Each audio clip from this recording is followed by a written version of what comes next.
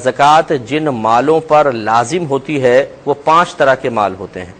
ایک سونا، دوسرا چاندی، تیسرا کیش روپیہ وغیرہ، چوتھا مال تجارت اور پانچواں جانور۔ پہلا سونا، پھر دوسرا چاندی، تیسرا روپیہ کیش وغیرہ، اس کے بعد مال تجارت اور پھر جانور۔ چونکہ جانوروں کی شرائط اب تقریباً کہیں نہیں پائی جاتی، کیونکہ جانور کے لیے شرط ہے کہ وہ سال کا اکثر حصہ جنگل کے مفت چارے پر گزارا کرتا ہو، تب ایسا ہوتا ہے کہ 40 بکریوں پر ایک بکری زکوٰۃ بنتی ہے مثال کے طور پر۔ تو وہ چونکہ اب جانوروں کا دور رہا نہیں، اور اکثر ایسا ہی ہوتا ہے کہ جانوروں کے لیے جو چارہ ہوتا ہے وہ یا تو خریدا جاتا ہے اور یا پھر وہ اپنی ہی زمینوں پر اگایا جاتا ہے جس پر باقاعدہ خرچ کیا جاتا ہے، لہٰذا اب جانوروں پہ زکوٰۃ عموماً نہیں بنتی ہے، اس لیے میں اس کو چھوڑ رہا ہوں۔ باقی ہر بھائی بہن یاد رکھیں کہ سونا، چاندی، روپیہ، مال تجارت، ان 4 قسم کے مالوں پر ہی زکوٰۃ ہوتی ہے، ان کے علاوہ کسی مال پر زکوٰۃ نہیں ہوگی۔ یہ ایک بنیادی اصول ہے، اگر آپ اس کو یاد کریں گے تو سینکڑوں وسوسوں سے آپ پاک و صاف ہو سکتے ہیں۔ مثال کے طور پر اگر کوئی آپ سے پوچھتا ہے کہ جی یہ فریج پر زکوٰۃ ہے یا نہیں، تو آپ فوراً سوچئے سونا، چاندی، روپیہ، مال تجارت، یہ چاروں میں سے نہیں ہے تو یہ اس پہ زکوٰۃ نہیں ہوگی، بشرطے کہ وہ دکان میں نہ رکھا ہو بیچنے کے لیے۔ اگر دکان میں رکھا ہے بیچنے کے لیے، جیسے شاپس وغیرہ ہوتی ہیں، تو یہ تو مال تجارت ہے، میں گھر کی بات کر رہا ہوں۔ اسی طریقے سے آپ غور کرتے چلے جائیں، اے سی ہے، ٹیلی ویژن ہے، واشنگ مشین ہے، پہننے کے کپڑے ہیں، جوتے ہیں، آپ کے جس گھر میں آپ رہ رہے ہیں وہ پورا گھر ہے۔ اس کے علاوہ آپ کے پاس کار، اگر 10 کاریں ہیں مثال کے طور پہ جو ذاتی استعمال میں ہیں، 10 کاریں، چاہے آپ 2 کاریں استعمال کرتے ہیں، 8 کاریں کھڑی ہیں، لیکن غور کریں کہ کیا یہ کاریں روپیہ سونا ہے؟ نہیں۔ چاندی ہے؟ نہیں۔ روپیہ ہے؟ نہیں۔ مال تجارت ہے؟ نہیں، تو ان پر زکوٰۃ نہیں بنے گی۔ اسی طریقے سے اگر آپ نے ایک مکان کرائے پر چڑھایا ہوا ہے، اپنا مکان کرائے پر، تو یہ جو کرایہ آ رہا ہے یہ ہے روپیہ، لیکن اس مکان کو غور کریں کہ جو کرائے کا مکان ہے کیا ان 4 میں سے ایک ہے؟ یہ سونا ہے، چاندی ہے، روپیہ ہے، مال تجارت ہے۔ آپ نے اس کو بیچنے کے لیے تو نہیں رکھا، اس کو تو آپ نے کرائے پہ دینے کے لیے رکھا ہوا ہے، لہٰذا مکان پہ زکوٰۃ نہیں ہوگی۔ ہاں، اس سے جو آمدنی آ رہی ہے وہ دیگر مالوں کے ساتھ مل کر دیگر شرائط کی وجہ سے سبب زکوٰۃ بن سکتا ہے۔ اسی طریقے سے جو فیکٹریز وغیرہ چلا رہے ہیں، پوری فیکٹری کے اوپر زکوٰۃ بنے گی؟ یقینی سی بات ہے، نہ سونا، نہ چاندی، نہ روپیہ، نہ مال تجارت نہیں ہوگی۔ جتنی مشینریز وغیرہ رکھی ہوئی ہیں، مشینیں ہیں پوری فیکٹری میں، کیا ان پر زکوٰۃ ہوگی؟ پھر غور کریں، سونا نہیں ہے، چاندی نہیں ہے، روپیہ نہیں ہے، مال تجارت نہیں ہے، نہیں بنے گی۔ ہاں، جو آپ پروڈکٹ وہاں تیار کر رہے ہیں، اس کو چونکہ بیچنے کا ارادہ ہے، یہ ہے مال تجارت، اس پر زکوٰۃ بنے گی۔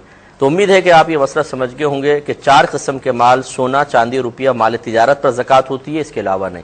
اب ان کی مقداریں کیا کیا ہیں؟ یاد رکھیں کہ سونا جب تک 7.5 تولہ نہ ہو اس پر زکوٰۃ نہیں بنے گی۔ 7.5 تولہ سونا ہو، یا پھر جب چاندی ہے تو 52.5 تولہ چاندی، یہ اس کا نصاب ہے۔ اس کے بعد اگر روپیہ ہے، کیش وغیرہ، اس کیش روپے میں یاد رکھیں کہ آپ کے پرائز بانڈز رکھے ہوئے ہیں، یا اپنے شیئرز لے کے رکھے ہوئے ہیں، یا اور جو بھی مطلب آپ کے ایسی چیزیں جو مالی حیثیت سے، یعنی وہ سمجھیں روپیہ ہے، جب چاہیں اسے ایک دم کیش کروا لیں، اگر ایسی چیزیں ہیں وہ سب کے سب روپے میں داخل ہوتی ہیں، ان سب کی مالیت دیکھی جاتی ہے۔ اور اس میں 52.5 تولہ چاندی کی قیمت کا اعتبار ہوگا۔ ویسے تو دیکھیں سونا بھی ہے، چاندی بھی ہے، اب آپ 7.5 تولہ سونا کی اگر رقم معلوم کریں بہت زیادہ ہوگی، 52.5 تولہ چاندی کی کم ہوگی، شاید 60-61 ہزار بن جائے۔ اب روپیہ، اگر آپ روپیہ ہے کیش، سونا چاندی نہیں ہے، تو پھر ہم کتنے روپے کا حساب کریں، یعنی کتنے روپے ہمارے پاس ہوں کہ ہم یہ کہیں کہ اس پہ زکوٰۃ بن جائے گی؟ کیا ہم 7.5 تولہ سونے کا اعتبار کریں کہ اتنی رقم ہو تب بنے، یا 52.5 تولہ چاندی کے برابر اگر رقم ہو جائے تو اس کا اعتبار کر لیں؟ تو فقہا نے یہاں پر یہ فیصلہ کیا کہ چونکہ چاندی کی قیمت کم ہوتی ہے، اگر ہم اس شخص کے پاس اتنا کیش روپیہ ہو جس سے 52.5 تولہ چاندی خرید سکتے ہوں، اس پر زکوٰۃ کو لازم کریں تو غریب کا بھلا ہے، فوراً زکوٰۃ واجب ہو جائے گی اور اس کو ادا کرنی ہوگی تو غریب کا بھلا ہوگا۔ اور اگر 7.5 تولہ سونے کا نصاب بنا دیا جاتا تو بہت ہی کثیر مقدار میں جب پیسہ ہوتا تبھی زکوٰۃ لازم ہوتی ہے، تھوڑا بہت جیسے 1 لاکھ 2 لاکھ ہے تو زکوٰۃ لازمی نہ ہوتی، تو غریب تک پھر وہ حصہ پہنچ نہ پاتا۔ چونکہ یہ خالصتاً اجتہادی مسئلہ تھا، اس لیے فقہا نے فیصلہ کیا کہ جس مال کی مقدار میں غریب کا زیادہ فائدہ ہو اسی کو پھر روپے میں اسی کو نصاب کی مقدار قرار دے دیا جائے تاکہ غریب تک جلد از جلد پیسہ پہنچ جائے، غریب کا فائدہ ہو جائے۔ تو پیسہ اگر کیش ہے تو 52.5 تولہ چاندی کے برابر روپیہ جمع ہے تو اس پہ زکوٰۃ بنے گی، لیکن دیگر شرائط کے ساتھ ہی یاد رکھیے گا 7.5 تولہ ہوگا سونا تو اس پہ زکوٰۃ بنے گی ورنہ نہیں، چاندی 52.5 تولہ چاندی ہو تو اس پہ زکوٰۃ بنے گی ورنہ نہیں، اگر کیش روپیہ آپ کے پاس ہے تو جب تک 52.5 تولہ چاندی کے برابر رقم نہ بن جائے، مثلا 60,000 61,000 62,000 قیمت چونکہ اوپر نیچے ہوتی رہتی ہے، تب تک اس پہ زکوٰۃ نہیں۔ اب آ گیا مال تجارت۔ مال تجارت یاد رکھیں ہر اس چیز کو کہتے ہیں جس کو آپ نے بیچنے کی نیت سے ہی خریدا ہو، صرف بیچنے کی نیت سے یا بیچنے کی نیت سے اس کو بنایا ہو، جیسے فیکٹری میں مال تیار ہوتا ہے، آپ نے بیچنے کی نیت سے تیار کیا، اس پہ زکوٰۃ بنے گی، اور یا جیسے مثال کے طور پہ آپ نے پلاٹ لے کے رکھا کہ ابھی لے لیتے ہیں 10-12 سال بعد بیچیں گے، مہنگا بک جائے گا، تو یہ مال تجارت ہے۔ اس قسم کے مال پر سال بہ سال زکوٰۃ بنتی رہتی ہے، یاد رکھیں۔ لیکن جیسے میں نے آپ کو بتایا کہ مال تجارت وہ ہے جس کو لیتے ہوئے صرف تجارت کی یعنی بیچنے کی نیت ہو تو مال تجارت بنے گا، اگر نیت ایک سے زیادہ ہو جائے تو پھر یہ نہیں ہوگا، یا پھر یہ مال تجارت کی نیت ہی نہ ہو پھر بھی یہ مال تجارت نہیں بنے گا۔